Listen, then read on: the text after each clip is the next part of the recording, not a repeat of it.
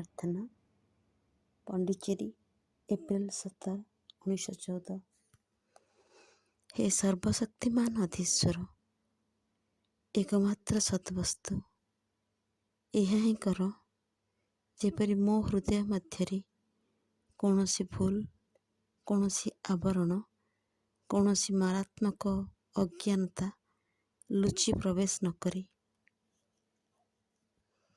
कर्म मध्य व्यक्तित्व ही है तोर इच्छा और तो शक्तिराजीर अपरिहार्य और अवसंभावी माध्यम।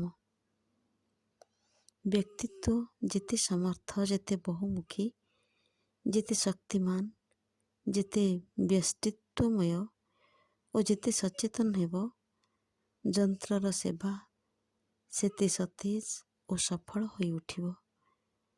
किंतु व्यक्तित्वर धर्म ही व्यक्तित्व को गोटे भयंकर ब्रह्म आड़ को टाणी नहीं जाए जे ताहार गोटे स्वतंत्र सत्ता अच्छी।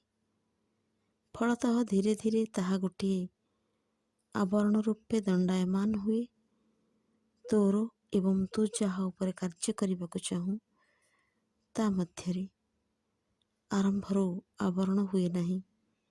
अभिव्यक्तिर समय नुहे किंतु फेरिबा पथरे अर्थात तोर एकनिष्ठ सेवक न होई जंत्र न होई तोर प्राप्य को यथायथ भाव में तते फेराई न दे अर्थात तोर कर्मानुसारे शक्तिर स्फुरण होगाकू न दे व्यक्तित्वर प्रवृत्ति है यही शक्तिर किछि अंश को निज सकाशे रखिनेबा। ये धारणा सहजे मु यही कार्य करुछि से कार्य करुछि मु ही प्रशंसार पात्र।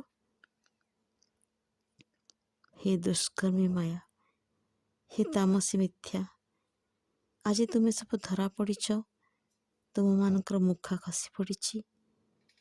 यह ही से ही कराल कीट जे कर्मर फल खाई जाए तार समस्त परिणाम व्यर्थ करे। हे भगवान प्रेममय प्रभु अद्वितीय सद्वस्तु मु यही बोध को दूर कर। वर्तमान बुझीपारुछि जेते दिन पर्यंत यही अभिव्यक्त विश्व रहिबो सेते दिन पर्यंत तोर अभिव्यक्ति सकाशे यही मुर प्रयोजन हेबो। यही मु को लोप करदेवा ताहाकु खर्ब वा दुर्बल करदेवार अर्थ अभिव्यक्तिर जंत्ररु अंशतः वा समग्रतः तते वंचित करिबा। किंतु जो वस्तु को संपूर्ण रूपे निशेष निर्मूल करने को हेबो ताहा हला एही मायामय अनुभव यही मायामय बोध जे मु एक पृथक वस्तु। कौन सी मुहूर्त कौन सी घटना एक कथा भूलिले चलिबो नहीं जे तो बाहर यही मुर कौन सी सत्य नहीं। हे मधुमय राजराज दिव्य प्रभु मो हृदय ही माया को उत्पाटन करदे जो तोर सेवक शुद्ध और एकनिष्ठ होई तो पाखरे तोर समस्त प्राप्य को संपूर्ण फेराई दे पारे।